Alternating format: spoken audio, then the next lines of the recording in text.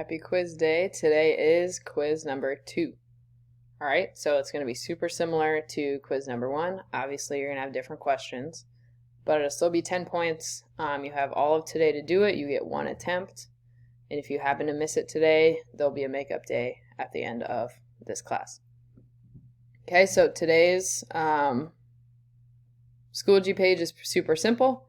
We're going to start here. I don't know, I thought this was pretty funny. It's quiz 2. You have until midnight to finish it, and it is worth 10 points.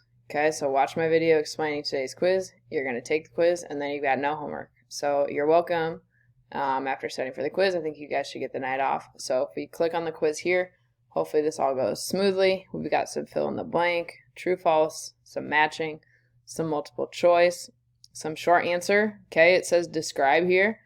Try to describe it to the best you can. Okay, so if you think one word is the best answer you can give, then do so. Okay, but if you think a couple sentences is a good idea, you should probably write a few sentences. Okay, true, false, and then another short answer at the end. Get this done. Enjoy your night.